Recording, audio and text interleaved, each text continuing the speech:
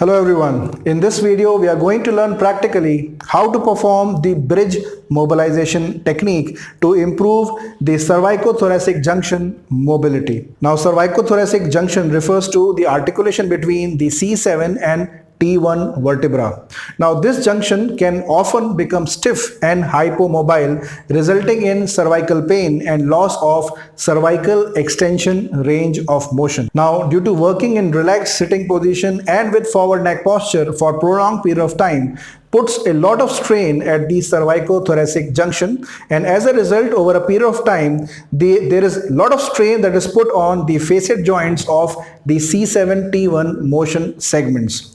Over a period of time, the C7 and T1 vertebra becomes flexed and fixed in that particular position, resulting in stiffness and pain. So the technique that will be demonstrated in this video is going to address to improve the cervicothoracic junction mobility, thereby relieving neck pain and improving cervical extension range of motion. So let's get started with the practical demonstration of the bridge mobilization technique to improve the cervicothoracic junction mobility, thereby relieving pain and improving range of motion in the cervical spine. Now, to perform the technique, the therapist is going to make the patient lie down in the supine lying position with the head and neck in neutral position and resting on a pillow.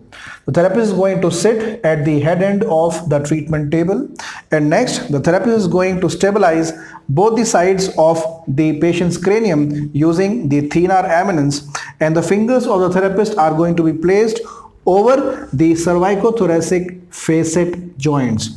So what I am here doing is I am placing the pad of my index, middle and ring finger over the C6, C7 and T1 motion segments. Now from here, while keeping the forearm stable so as to stabilize the upper and lower cervical spine, the therapist is next going to ask the patient to extend the thoracic spine by pushing the elbow against the treatment couch.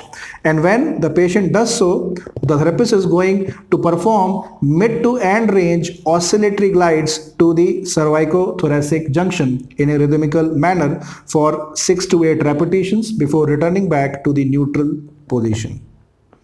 Now, the treatment dosage for the cervicothoracic mobilization is 6 to 8 repetitions in one set. That means every time I perform around 6 to 10 oscillatory glides and return back to the neutral position, this is one repetition. So we have to perform 6 to 8 such repetitions and 4 such sets in a single session. Now, the improvement in the cervicothoracic junction mobility that is achieved during the treatment session needs to be maintained at home also. For this, the patient can be prescribed a home exercise using a towel or a cervical mobilization belt, in which the belt needs to be again placed just under the occiput and it needs to be pulled towards the ceiling while extending the head and neck. In this, the belt helps in supporting the weight of the skull and thereby increasing the range of cervical extension. So this was all about the practical demonstration on how to perform the bridge mobilization technique. See you all in our next video. Till then, keep learning, keep sharing and stay connected.